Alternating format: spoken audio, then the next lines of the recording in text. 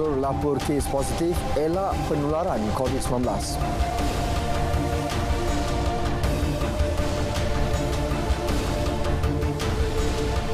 Cuti perayaan, sektor perhotelan kembali rancak.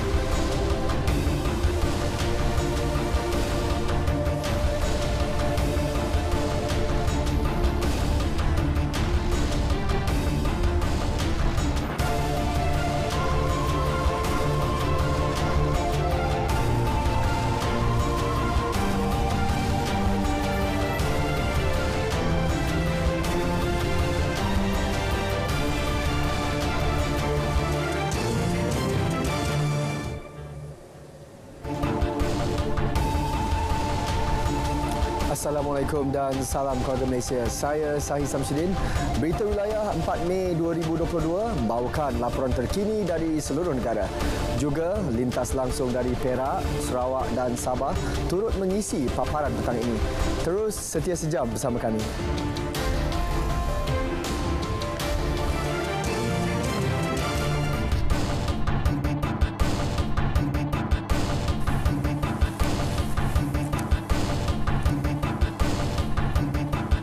Kelantan mengubah hari kelepasan am atau cuti umum sempena Hari Raya Aidilfitri lebih awal berbanding keputusan dibuat sebelum ini.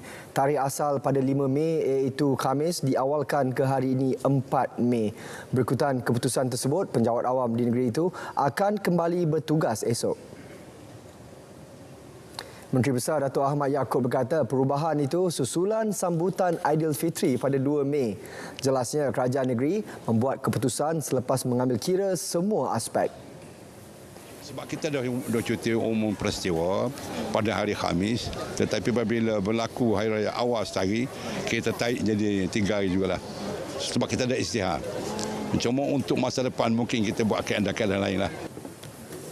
Beliau berkata demikian selepas menyantuni tetamu pada Majlis Rumah Terbuka Menteri Besar Kelantan di kediamannya di Kampung Alor Tumpat.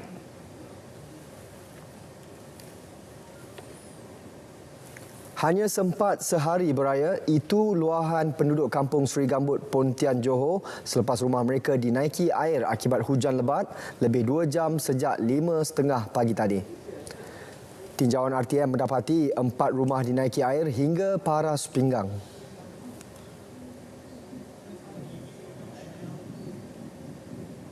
Kalau dalam rumah, sebab dapur kapi rumah bawah kan. Memang kita tak boleh nak stay lah kat situ. Kalau semalam kita boleh lagi ke dapur masak apa sebab barang-barang lutut kan. Kita tahan lagi, tapi tadi kat dapur tu dah memang dah tinggi. Kita tak boleh nak ni. Sebab dapur gas pun dah bahayalah kita nak gunakan. Macam barang-barang elektrik semua memang kita dah angkut naik rumah atas. Banjir, apabila banjir tu nak surut makan masa dalam 3-4 hari. Baru surutlah, dah tu melibatkan tanaman-tanaman, ada yang matilah. Tu pasal terendam terlalu lama kan, pasal sungai ni terlampau cetek, air terlalu banyak. Dan memastikan sekiranya ada keperluan untuk dibuat, sebagai contohnya sekiranya hujan telah reda, maka jika perlu untuk kita pam keluar air daripada rumah mangsa, maka pihak-pihak berkenaan, Ketua Kampung dan juga JPKK serta pihak agensi APM ini akan berganding bahulah untuk memastikan keadaan itu dapat dilaksanakan bagi memastikan seberapa segera penduduk ini dapat kembali seperti sedia kala di kawasan masing-masing. Setakat 4 petang tadi, penduduk terjejas meningkat kepada 19 orang daripada 4 keluarga.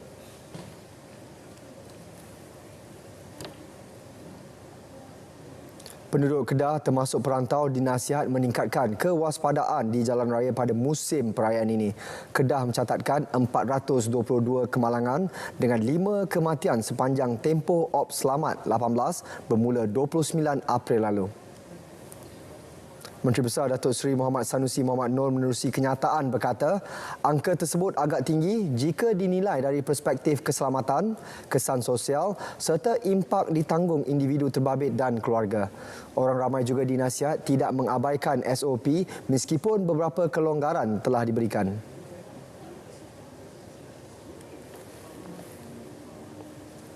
Jangkaan Kementerian Kesihatan berlakunya peningkatan kes COVID-19 selepas Aidilfitri harus dipandang serius. Ini kerana kenaikan jumlah kes boleh menyumbang kepada peningkatan semula angka kes COVID-19. Bagaimanapun, peningkatan kes COVID-19 tersebut boleh dikurangkan jika orang ramai mengamalkan sikap tanggungjawab kendiri memandangkan COVID-19 belum lagi berakhir. Namun, berapa ramaikah dalam kalangan kita yang jujur untuk melaporkan kes positif COVID-19? Laporannya bersama wartawan Mohan Cinasami.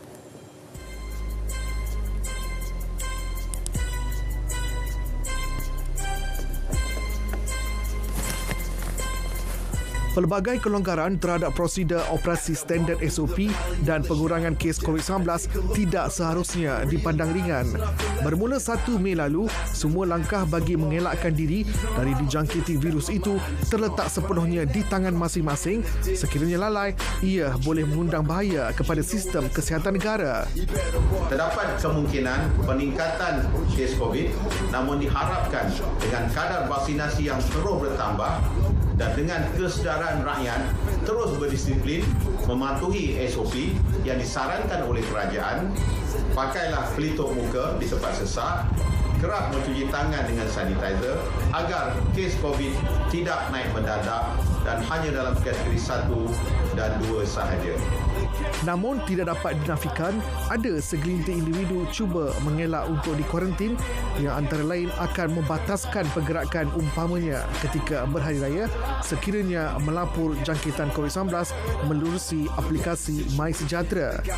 Pakar Perubatan Awam SP Care, Dr. Harry Dinesh tidak menolak kemungkinan orang ramai enggan melaporkan jangkitan di MySejahtera bagi mengelak status profil mereka berubah atau memudahkan mereka ketika berdepan semakan rambang dilakukan oleh pihak berkuasa. Seperti mana yang telah dinasihati oleh Menteri Kesihatan, sesiapa yang telah melakukan pemeriksaan COVID-19 kendiri dan didapati positif perlu melaporkannya di aplikasi MySejahtera. Sikap jujur anda untuk mengelakkan penularan COVID-19 itu sangat penting. Ingat, orang ramai yang pulang ke kampung halaman sempena Hari Raya Aidilfitri perlu melaksanakan hujan saringan bagi memastikan keselamatan dan juga kesihatan orang sekeliling termasuk diri anda sendiri. Sekiranya anda didapati positif COVID-19, anda perlu bersikap jujur dalam melaporkan perkara tersebut menerusi aplikasi MySejahtera. Sama ada berlaku ledakan kes COVID-19 selepas raya ataupun tidak, ia bergantung kepada tahap pematuhan SOP oleh orang ramai. Mohan Cinasami, Berita RTM.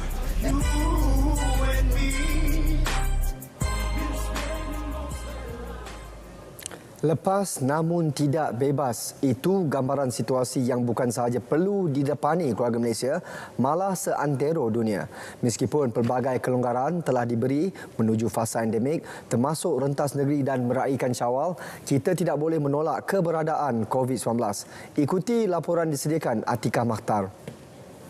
Mesti excited lah, 2 tahun tak balik. Untuk mental, saya rasa kita kena selalu amalkan SOP lah. Kita kekalkan lagi penggunaan hand sanitizer, penjagaan jarak apa semua.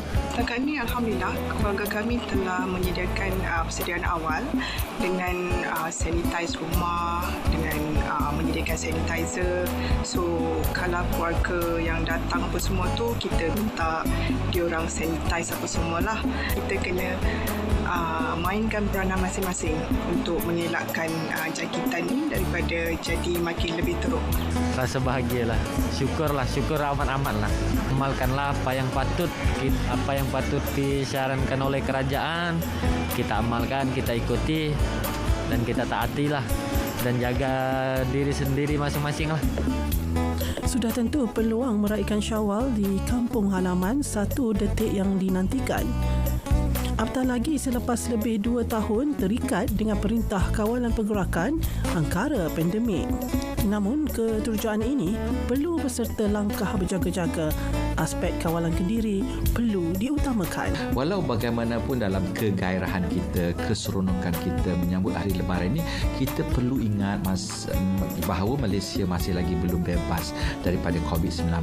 Kalangan Malaysia justru walaupun kita diberikan kebenaran untuk menyambut hari Lebaran, kita jangan sekali-kali lupa terhadap SOP yang telah diperkenalkan oleh pihak kerajaan. Justru untuk memastikan hari raya kita, kegembiraan kita ini berterusan di masa-masa yang akan datang, kita perlulah mengambil pendekatan mendisiplinkan diri sendiri. Mahu atau tidak, kita perlu hidup bersama-sama COVID-19. Terus amal kawalan kendiri, jangan salah guna kelonggaran diberi. Pandemik ini pasti berlalu pergi. Bagi yang sedang beraya di kampung, ini kemenangan anda setelah 2 tahun berkorban jiwa dan raga untuk tidak pulang meraihkannya. Walaupun pelbagai SOP telah dilonggarkan, namun berayalah dengan selamat. Bagi keluarga dan sahabat anda yang jauh di mata, selamat Hari Raya, maaf zahir dan batin. Atika Makhtar untuk Berita RTM. Kelonggaran SOP ditambah pula cuti perayaan memberi nafas lega kepada sektor perhotelan. Di Port Dickson, kebanyakan hotel di daerah berkenaan menerima tempahan bilik hotel dan resort sehingga memenuhi kapasiti 80%. Menurut Pengerusi Persatuan Hotel-Hotel Negeri Sembilan, Haziz Hassan, perkara itu didorong kelonggaran rentas negeri pada Aidilfitri serta insentif yang telah diberi kepada keseluruhan penjawat awam.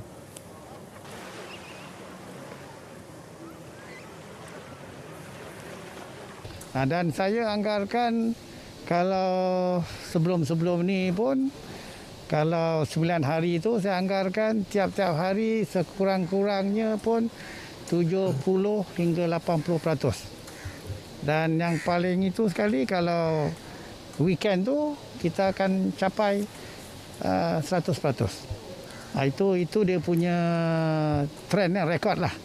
Pasal kalau hari biasa pun, kalau weekend pun di Port Dickson ni setakat 9% tu tak ada masalah.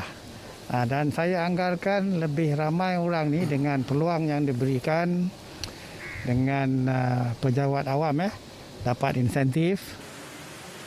Sementara itu, pemain industri sektor perhotelan tidak memandang enteng terhadap kelonggaran yang diberi. Malah usaha untuk memastikan premis sentiasa terpelihara daripada terkena jangkitan virus COVID-19 tetap diteruskan. Untuk pengunjung, kita masih buat SOP KKM, kita masih buat dia punya distancing, kita masih ikut dia punya sanitizing, and kita cuba elakkan daripada sebarangan ataupun komplain lah. So kita memang buat sanitizing bilik semua. Program seawal bulan 6, bulan 7 lah. Immediately buka tu memang macam tu, tapi kesan yang ketara belum lagi. Tapi kami banyak menerima komen-komen positif, terutamanya tentang kelonggaran dari segi kuarantin dan juga status vaksinasi. Itu merancangkan lagi lah. Untuk resort ataupun hotel, kami memang ada sendiri punya house rule. For example, macam swimming pool masih perlu registration, dengan gym ke ataupun sauna masih ada registration yang diperlukan untuk limitkan customer yang guna dekat masa yang sama. Kerana customer yang datang resort tu dia datang untuk 1 malam je, tapi staff sentiasa ada dekat sini. So kami harus dapatkan satu balance between of customer boleh datang holiday, tapi staff pun ada satu tempat kerja yang safe. Untuk 2 tahun lepas kita menghadapi pandemik and raya tidak seperti biasa, tapi tahun ni saya dah nampak satu peluang yang cerah dan kebanyakan rakyat Malaysia yang beragama Muslim dah bersedia untuk merayakan hari raya dengan lebih besar dan merayakan melalui dengan family. Orang ramai mengambil peluang bercuti dan bersantai bersama keluarga sempena cuti terakhir perayaan Aidilfitri. Beberapa tempat tumpuan di sekitar negara meriah. Melalui tinjauan, kelihatan ramai pengunjung yang berasal dari utara semenanjung tanah air memilih Kuala Lumpur sebagai destinasi bercuti. Vimala Kasturi Verasamy ada laporannya.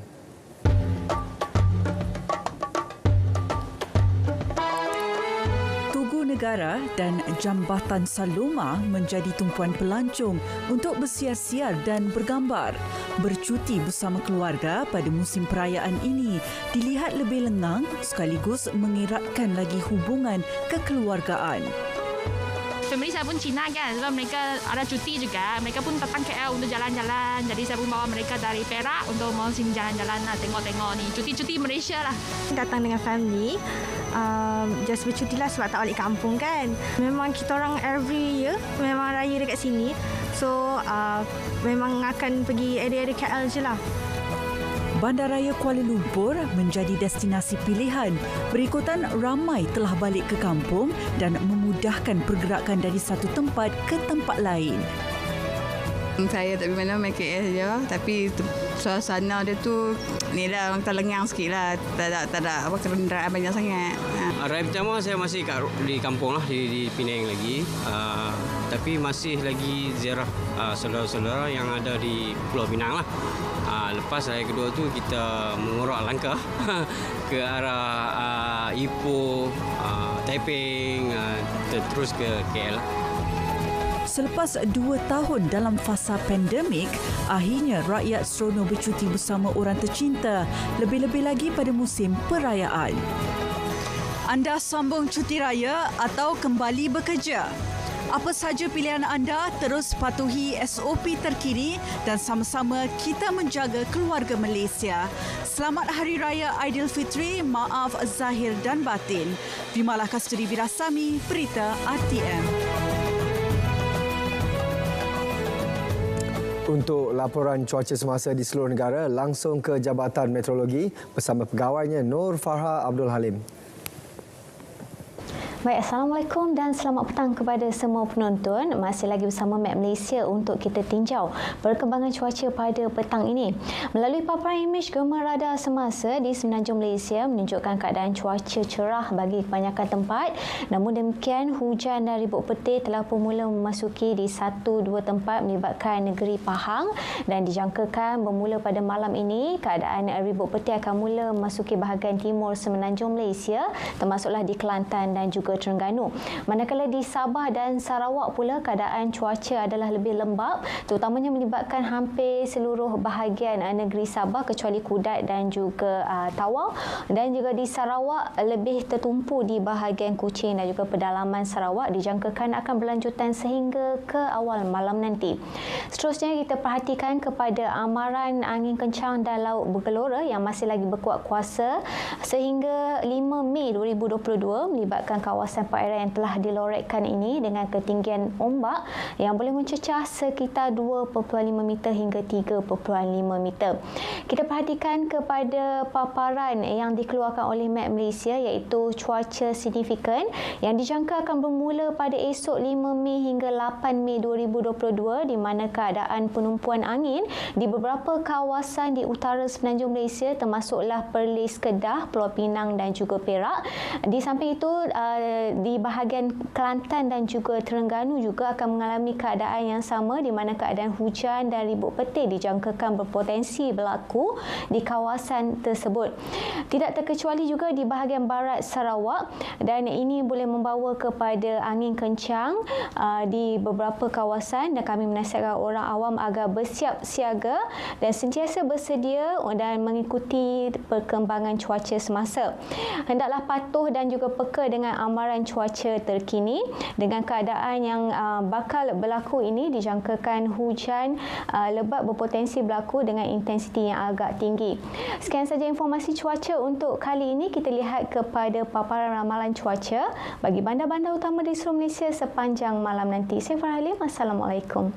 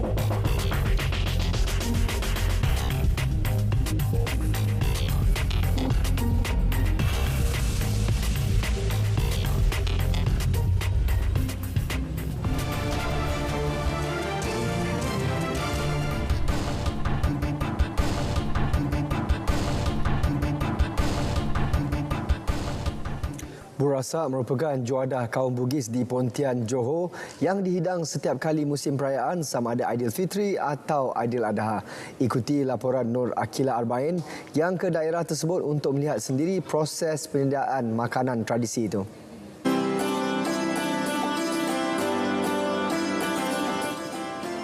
Proses menghasilkan burasak mengambil masa yang lama bagi memastikan makanan itu tahan lebih lama.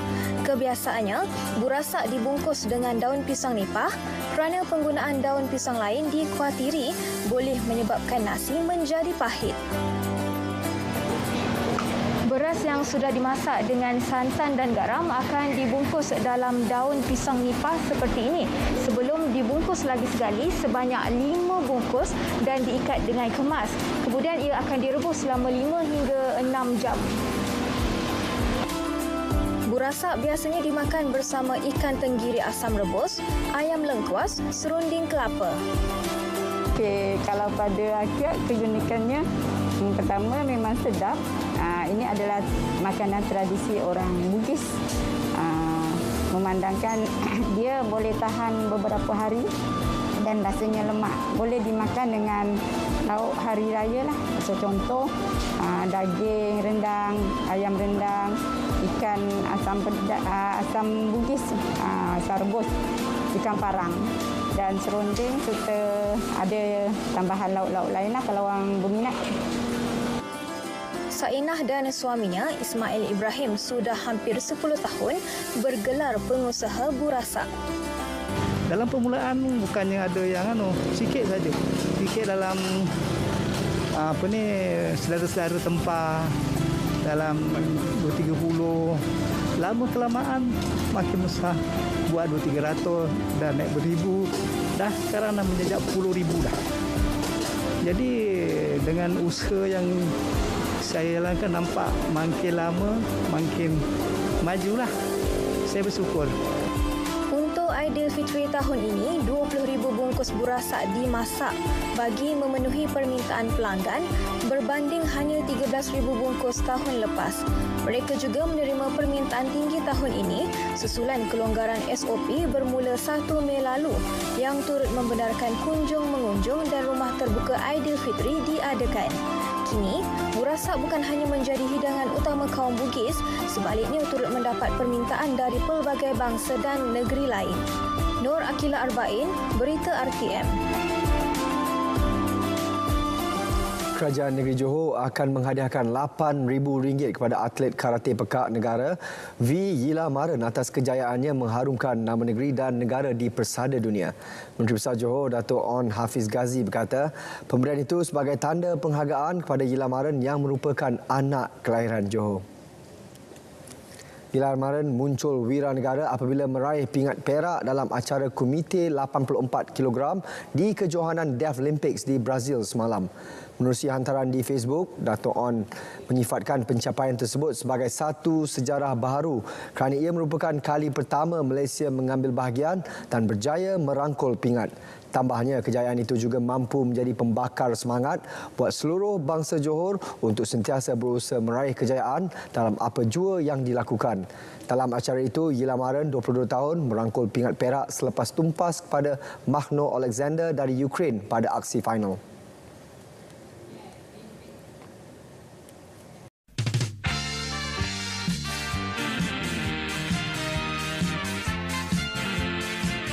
Ingin mengambil kesempatan untuk mengucapkan selamat menyambut Hari Raya Aidilfitri kepada seluruh umat Islam.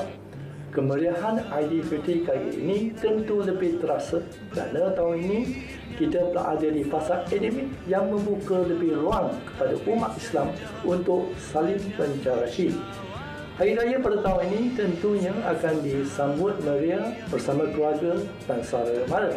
Selepas 2 tahun tidak dapat bersama mereka, pastikan aspek keselamatan dan kesihatan diri dan keluarga diberi keutamaan ketika menyambut Hari Raya. Elakkan kemungkinan risiko penyebaran wabak COVID-19 berulang selepas cuti perayaan nanti, insyaAllah. Semoga masyarakat Muslim menyambut Aidilfitri pada tahun ini dengan rasa penuh syukur dan tawaduk. Selamat Hari Raya Aidilfitri. Maaf zahir dan batin. Aman Sentosa.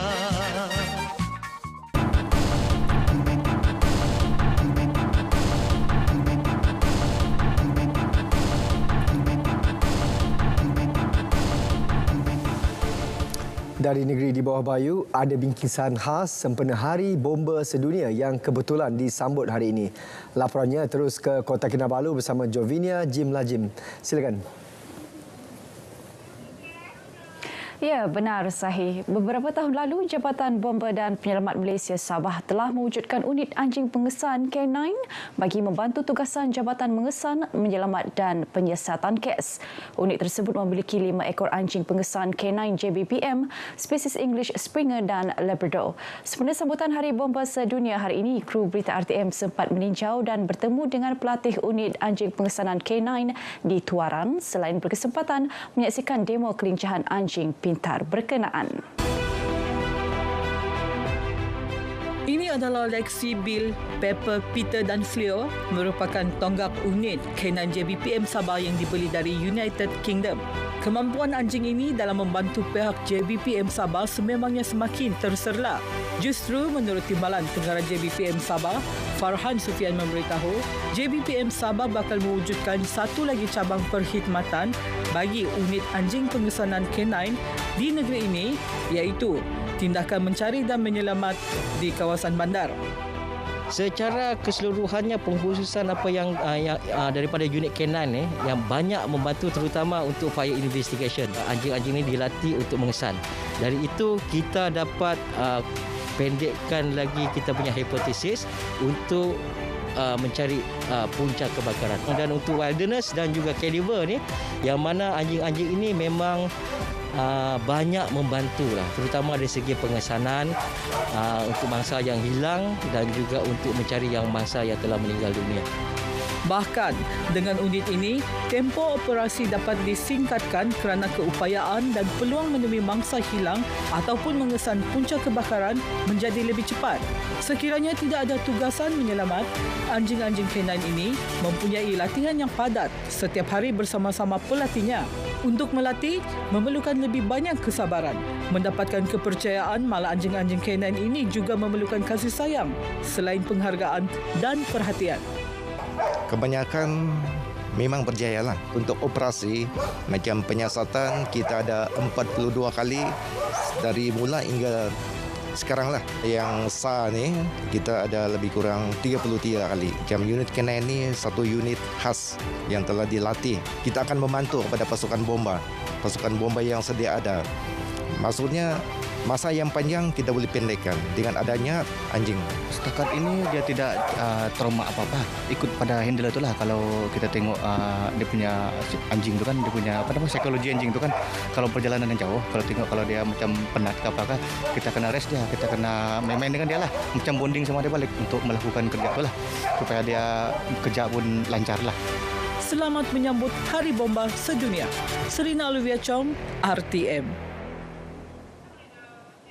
Sejak fasa peralihan ke endemik dilaksanakan bermula 1 April lalu, pelbagai aktiviti ekonomi kian aktif semula, apatah lagi ketika Ramadan dan Syawal. Bagi si tukang jahit, kelonggaran prosedur operasi standard SOP berita baik kerana persiapan masyarakat untuk bersama keluarga, sanak saudara dan rakan taulan menjadi rezeki buat mereka. Magdalena Depol ada laporannya. Mengundang rezeki selaku tukang jahit baju raya, semakin ramai membuat tempahan menjahit baju raya tahun ini. Ia sedikit sebanyak mengubat kedukaan mereka yang terpalit dengan pandemik COVID-19. Memandangkan selepas PKP dalam masa 2 tahun ni, selepas ni kira okeylah tempahan ada bagus sikit, tempahan lebih kurang dalam 30 lebih begitu. Kebanyakan daripada pelanggan yang sudah sedia ada lah. Perasaan pun ada senang hati sebab kita sudah dapat menjana balik income, sudah macam bolehlah kita untuk buat kerja kita balik. Sebab sebelum ni memang kuranglah tempahan kan. Jadi sekarang ni sudah ramai yang call, orang minta tempahan. Perkongsian lanjut daripada si tukang jahit. Sepanjang 2 tahun lepas, tempahan sangat kurang meskipun ketika perayaan. Bagaimanapun, kini mereka mampu tersenyum kerana pendapatan semakin rancak sehingga ribuan ringgit. Tempahan tu sekarang lagi banyak jugalah. Banyak tempahan buat baju. Sebab sebelum ni kita pun dalam pandemik kan tiada buat apa-apa, tidak dapat menjana pendapatan. Jadi sekarang kami menjahit di rumah pun ada juga untuk menambah pendapatan kami lah. Sebelum ni yang musim pandemik memang tempahan tu memang kurang lah, tapi selepas kerajaan bagi kelonggaran, tempahan sekarang ni pun memang boleh dikatakan tidak boleh kejar sudah. Sambutan Aidilfitri kali ini juga dilihat indah kerana turut memperlihat keakraban keluarga Malaysia, menyokong satu sama lain agar semua dapat menikmati peluang menjana semula ekonomi. Dalam kesukaran, pasti ada hikmahnya. Magdalena Depol, RTM. Saudara, tugas sebagai penghantar makanan atau rider sememangnya mencabar dan memerlukan ketahanan mental maupun fizikal. Apatah lagi dalam bulan Ramadan dan Syawal. Ikuti laporan yang telah disediakan wartawan Rosa Eligius.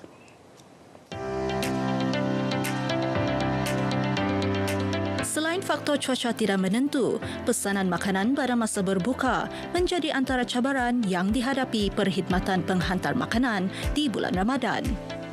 Memasuki fasa peralihan endemik, khidmat penghantaran makanan kian menjadi pilihan utama sekaligus memacu permintaan yang semakin tinggi. Kadang-kadang kami busy lah juga mau atur orang punya mau sungkai apa. Dia busy pada sebelah petang sebelum berbuka.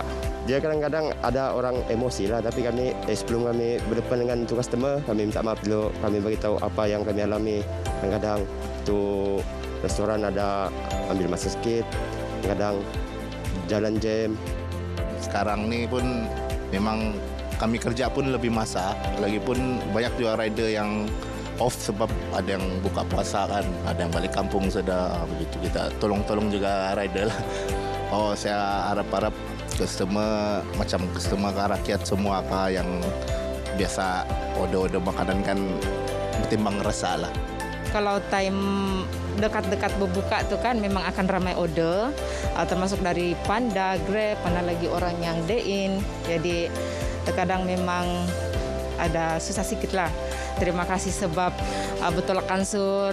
Saya minta maaf juga kadang-kadang ada kami terlewat, terlambat buat sebab banyak order kan. Bagi siakan dorang rider ni bau panas, bau hujan, kena angin lagi. Bukan senang itu kerja. Ambil tu makanan. Dorang kasih mudah kerja orang yang tidak mau keluar, bah. Bila sudah berbuka, rider dia sana sini jalan. Kita hargailah pengorbanan mereka tu kan. Ya, sebab dorang kira bergadai nyawa untuk menghantar makanan demi gaji yang sedikit. Bulan Ramadan bukan sekadar bagi umat Islam menunaikan ibadah puasa, namun merupakan sebuah platform untuk terus meningkatkan semangat keluarga Malaysia melalui nilai toleransi dan meraihkan perbezaan yang dimiliki. Rosalie Jus, Berita RTM.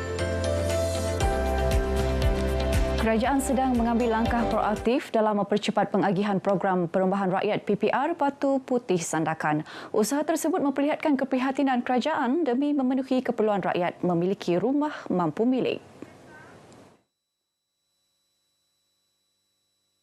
Pembantu Menteri Kerajaan Tempatan dan Perumahan Muhammad Hamsan Awang Supain berkata, setakat ini penangguhan agihan PPR Batu Putih Sandakan disebabkan sebagai fasiliti pesakit COVID-19 di daerah ini. Kita akan berbincang dengan Majlis Perundangan Sandakan untuk pastikan dapat dikosongkan dan kita akan minta Majlis Perundangan Sandakan untuk mengatur pengagihan untuk masyarakat di Dun Sungai Cipuga dan di Baran ini yang tidak ada rumah. PPR Batu Putih yang terletak di Batu Tujuh Sandakan ini mula dibina pada tahun 2018, mempunyai 900 unit siap sepenuhnya tahun 2020. Baik, paparan berita tadi mengakhiri perkembangan dari negeri di bawah payu. Untuk lebih banyak perkembangan semasa di tanah air, terus saja bersama Sahi di Angkasa Puri. Silakan Sahi. Terima kasih Jovi.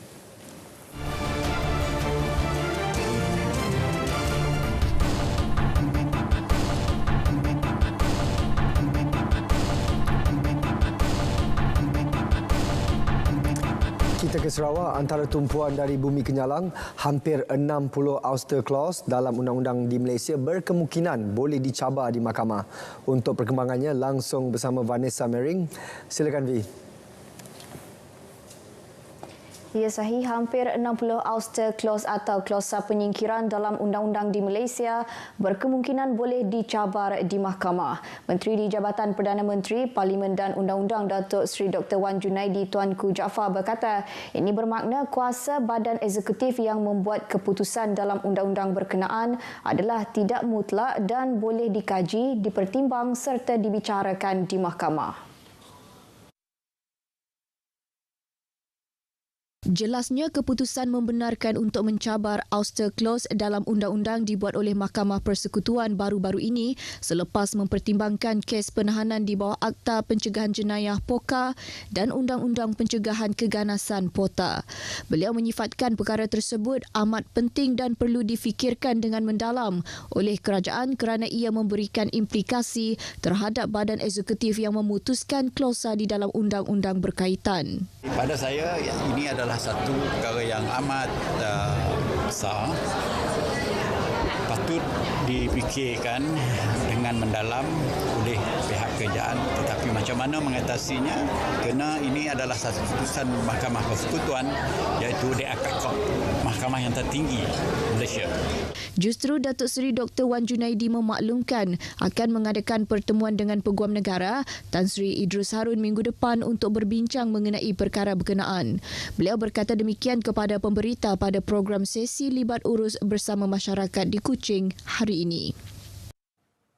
Penubuhan sayap belia oleh Parti Pesaka Bumiputera Bersatu yang dikenali sebagai Gerak 1828 bakal merancakkan lagi senario politik di Sarawak pada pilihan raya umum akan datang.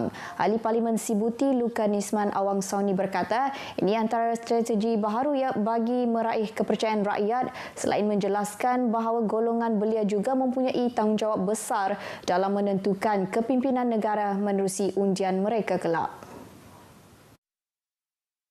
Ujar beliau, ia memberi peluang agar mereka turut terlibat dalam aktiviti yang memfokuskan kepada golongan belia. Juga platform ini yang akan kami pakai untuk meraih pengundi-pengundi muda melalui aktiviti-aktiviti yang lebih bersifat belia dan fokus kepada untuk memberi maklumat kepada pengundi 18, 19 dan 21 tahun bahawa mereka sekarang mempunyai tanggungjawab. Lukanisman berkata demikian kepada pemberita di kediamannya di Miri. Untuk rekod, sehingga kini seramai 58,000 golongan belia telah berdaftar sebagai pengundi di kawasan Parlimen Sibuti. Tidak kisah siapapun saya masih bersama masyarakat khususnya di Dewan Undangan Negeri Dun Gedong. Setelah 30 tahun berkecimpung dalam arena politik, bekas ahli Dewan Undangan Negeri Gedong Datuk Muhammad Narodin Majais menyifatkan tahun ini sedikit berbeza sambutan Aidilfitri selepas tidak bertanding pada pilihan raya umum Dun Sarawak ke-12 pada Disember tahun lepas. Mengimbau kenangan bersama masyarakat di Gedong ketika perayaan Hari Raya Aidilfitri, Datuk Muhammad Narodin berkata beliau merindui untuk berkumpul dalam majlis ramah tamah dengan membuka gerai-gerak ziarah raya bersama 25 ranting parti yang seringkali dibuat di Dewan Masyarakat Gedong. Bila tiba masanya pukul 10, pukul 11 macam tu, kita round setiap stall yang mewakili ranting-ranting masing-masing dengan riadah, dengan macam-macam lah hidangan mereka. Jadi kadang-kadang kita makan masa sampai 2-3 jam round sampai habis setiap 25 ranting, 25 stall yang menyediakan riadah untuk Hari Raya. Ujar Datuk Muhammad Naruddin, kebiasaannya ramah tamah itu diadakan selepas hari kedua sambutan Syawal bagi memberi ruang penduduk kampung menziarahi kaum keluarga mereka terlebih dahulu. Majlis berkenaan jelasnya turut dihadiri pelbagai lapisan masyarakat di gedung. Beliau menyatakan demikian dalam segmen Cerita Pagi Sarawak menerusi program Selamat Pagi Malaysia di Kuching hari ini. Sementara itu, mengenai kehangatan sambutan perayaan Aidilfitri, beliau memberitahu sudah pasti semua masyarakat teruja, apatah lagi sebelum ini negara berhadapan dengan pandemik COVID-19. Saya ingin ucapkan selamat Hari Raya Aidilfitri kepada seluruh rakyat Islam di seluruh Malaysia yang meraihkan Hari Raya Aidilfitri tahun ini, terutama sekali rakyat kita di Sarawak, termasuk rakyat kita di Dun Gedong. Selamat Hari Raya Aidilfitri dan khasnya juga kepada Yang Amat Berhormat Premier Sarawak serta keluarga adun baru kita bagi kawasan Dun Gedong. Di Kuching, amalan kunjung-mengunjung di Hari Raya ketiga agak suram dan masih ada yang belum yakin untuk kembali kepada keadaan normal seperti mana sebelum pandemik COVID-19 melanda negara. Bagi Ali Mahmud, penduduk kampung Sungai Lumut, kemeriahan yang dinikmati 3 tahun lepas mungkin tidak akan kembali lagi.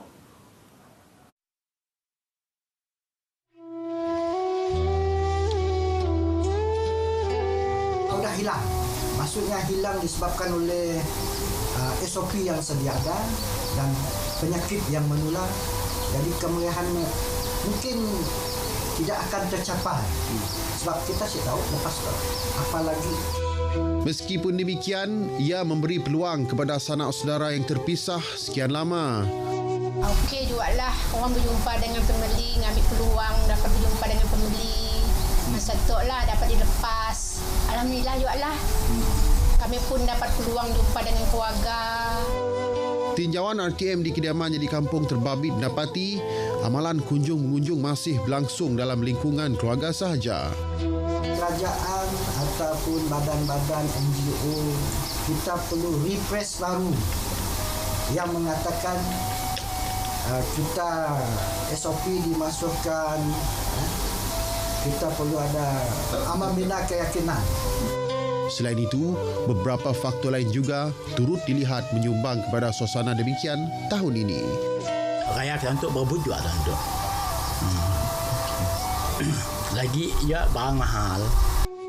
Kisah keluarga Ali ini mewakili segelintir keluarga Malaysia yang masih terkesan dengan pandemik COVID-19. Seramai 30 orang penghuni daripada 20 pintu Blok F Quarters Rumah Pekerja di Kem Galasah Batu Niah berjaya menyelamatkan diri selepas kediaman mereka musnah dijilat api kira-kira pukul 7.25 malam tadi. Menurut kenyataan pemangku Ketua Bomba dan Penyelamat Zon 6 Miri, Penguasa Bomba Kanan 2 Ahmad Nizam Sapai, pasukan bomba dan penyelamat Batu Niah yang diketuai oleh Rari Binji bergegas ke lokasi kejadian bersama sebuah jentera dan 7 anggota. Setibanya di lokasi kejadian, pihaknya mendapati kebakaran rumah pekerja berstruktur tidak kekal itu melibatkan satu blok rumah pekerja 2 tingkat yang terbakar sehingga 80%. Pasukan bomba bertindak memadamkan kebakaran tersebut menggunakan satu aliran 200 kaki 2 nozzle sumber air jentera dan air terbuka bagi mengawal serta memadam kebakaran itu sehingga selesai. Terdahulu penghuni rumah pekerja terbabit telah berusaha memadamkan kebakaran itu dengan menggunakan 11 alat pemadam api jenis debu kering, namun gagal kerana keadaan api yang semakin marak selain struktur binaan rumah daripada kayu lapis. Tiada kemalangan jiwa dilaporkan dalam kejadian berkenaan. Baik, dengan itu sekian berita dari Sarawak. Kita kembali bersama Sahidi Angkasa Puri. Silakan. Terima kasih, Vi. Baik, kita akan berhenti berehat seketika dan akan kembali selepas ini. 50% daripada kanak-kanak berinteraksi melalui media sosial tanpa pemantauan ibu bapa, manakala 60% kes serangan seksual melibatkan kanak-kanak. Alam cyber telah menjadi sebahagian daripada kehidupan dan penyumbang ke arah kemahiran intelektual. Dengan teknologi yang sentiasa berevolusi, dunia dalam talian kini boleh diakses pada bila-bila masa melalui peranti elektronik. Sebagai ibu bapa, anda perlu sedar bahawa anak anda boleh terdedah dengan ancaman seperti buli cyber, seksual, menjadi ketagihan internet, terlibat dengan permainan dalam talian yang melampau serta ke arah penipuan dalam talian atau scam.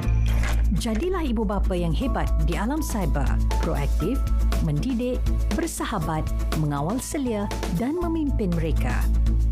Sentiasa bijak, sentiasa selamat bersama ke arah kesejahteraan cyber.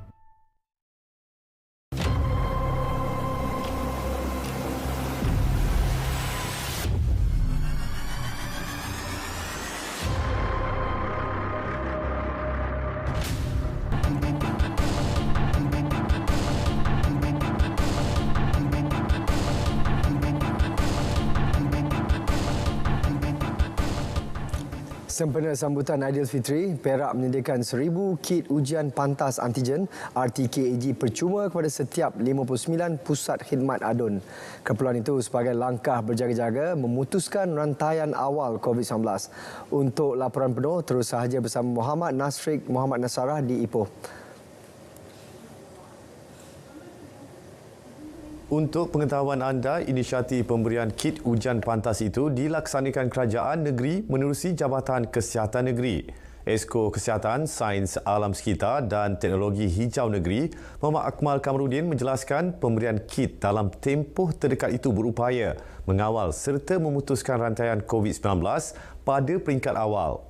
Dengan kita edarkan antigen kit, test kit tadi, mereka boleh pantau diri sendiri apabila mereka ada sedikit simptom ataupun bergejala, mereka elakkanlah diri masing-masing untuk ke tempat-tempat perhimpunan seperti tempat jamuan raya, kedai dan sebagainya lah.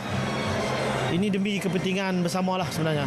Setakat ini juga katanya tiada keperluan untuk membuka pusat kuarantin memandangkan sistem kesihatan semakin baik dan pesakit COVID-19 boleh menjalani kuarantin di rumah. Sambutan Aidilfitri tahun ini bukan sahaja memberi makna besar kepada semua tetapi juga simbol kebangkitan.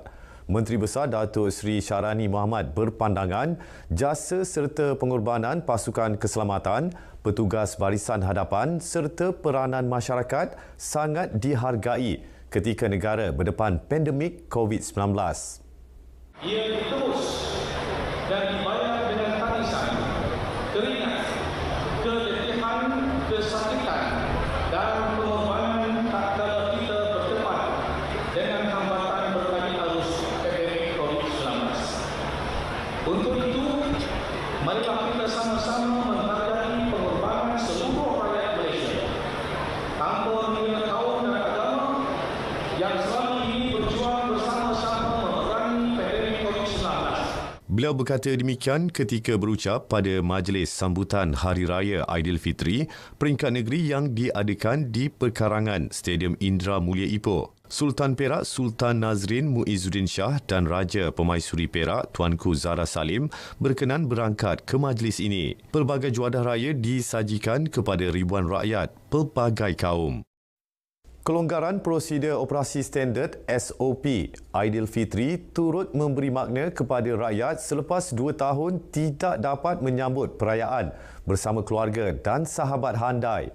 Menerusi tinjauan rata-rata menyuarakan keterujaan untuk balik ke kampung di samping mematuhi SOP bagi mengelakkan penularan COVID-19.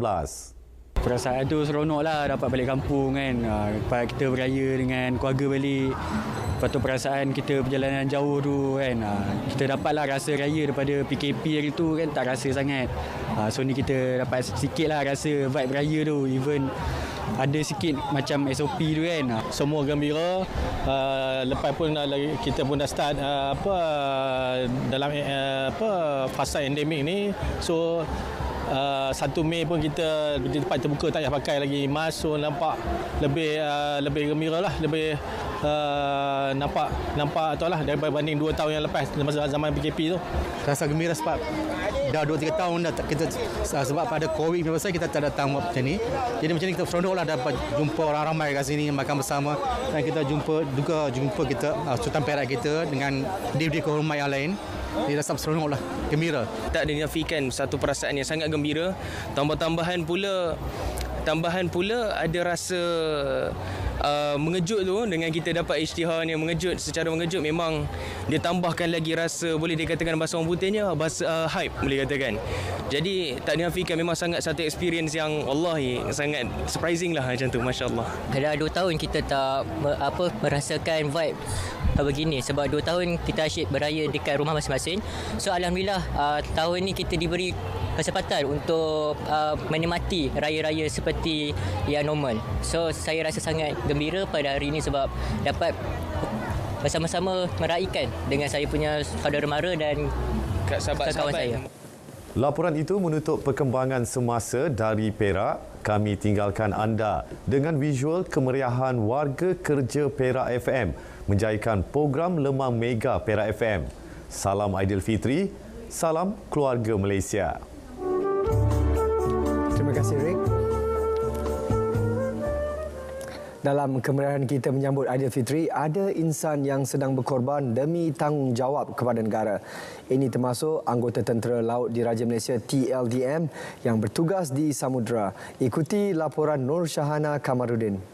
Allahu Akbar, Allahu Akbar, Allahu Akbar. Hati mana yang tidak sayu apabila mendengar laungan takbir di pagi Syawal.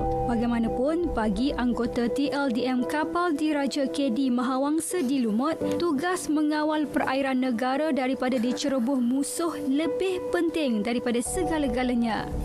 Pada pengalaman saya beberapa kali pernah merayakan Hari Raya tanpa keluarga di sisi.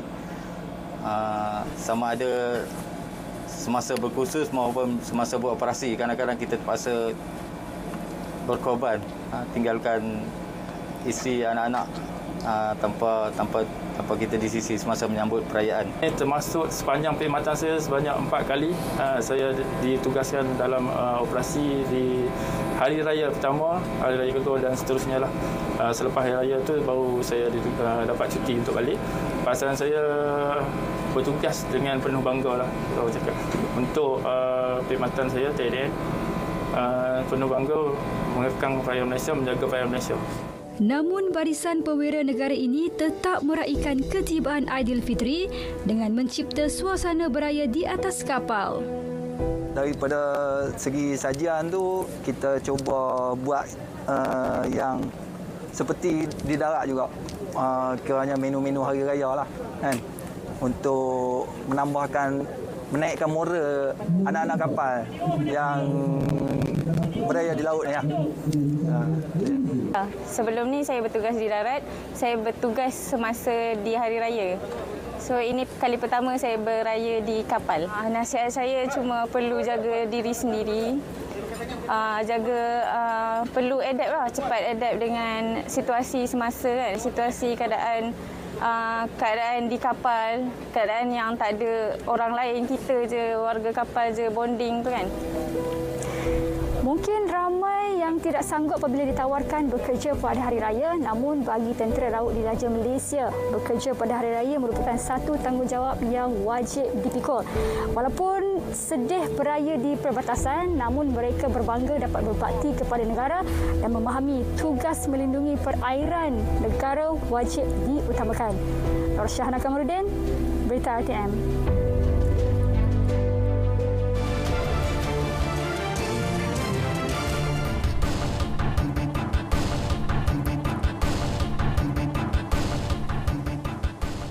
Taktik 2 bot nelayan Vietnam menceroboh perairan negara ketika sambutan Aidilfitri gagal selepas kesemua mereka ditahan. 2 bot terbabit ditahan Isnin lepas oleh Agensi Penguatkuasaan Maritim Malaysia APMM pada jarak 66 batu nautika dari pantai Kuala Kemaman. Kedua-dua bot tersebut ditahan semasa rondaan bersepadu Op Pagar Laut, Op Kuda Laut dan Op Iman.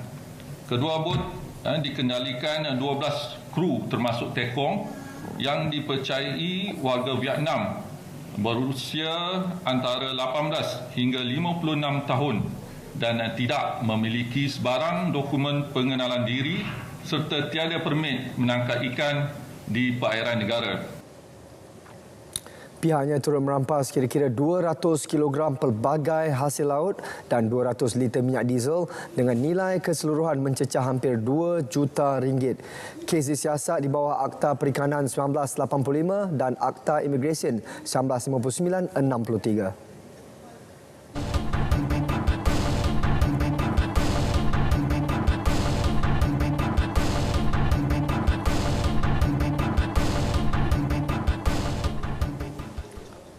Polis sedang giat mengesan 2 warga tempatan yang telah dikenal pasti identiti bagi membantu siasatan berhubung kejadian kes tembak di sebuah hotel di Bukit Bintang, Kuala Lumpur petang semalam. Ketua Polis Daerah Dang Wangi ACP Nur Delahan Yahya menerusi kenyataan berkata kedua-dua suspek terbabit berusia dalam lingkungan 40-an dan 50-an. Manakala seorang lagi individu ditahan di lokasi insiden direman 6 hari bermula hari ini sehingga Isnin depan bagi membantu siasatan. Motif dan hubungan antara mangsa dan kesemua suspek masih dalam siasatan.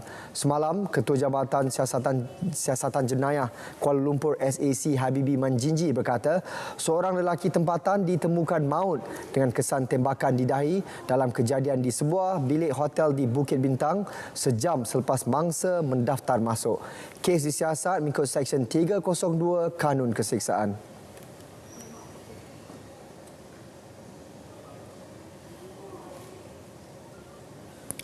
Seperti biasa, setiap Rabu kita ikuti harga runcit petrol dan diesel mingguan berkuat kuasa tengah malam ini hingga 11 Mei 2022.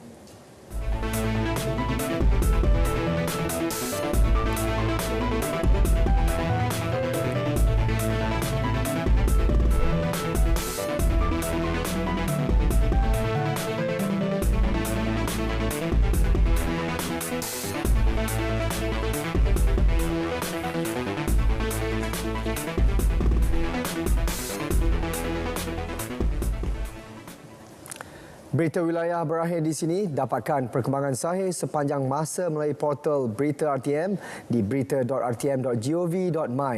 Teruskan amalan menjaga SOP ketika melakukan aktiviti kunjung-mengunjung. Salam keluarga Malaysia dan kita berjumpa lagi.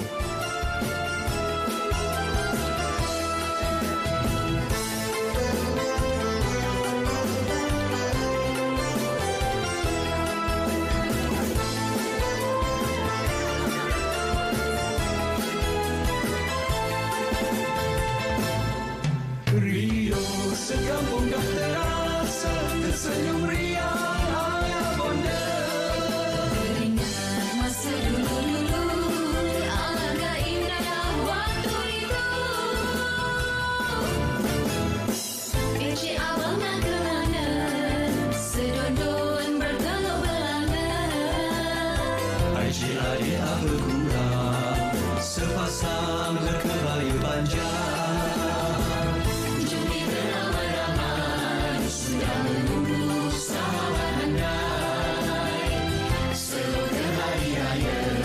Semoga kami untuk semua, semoga raya untuk semua.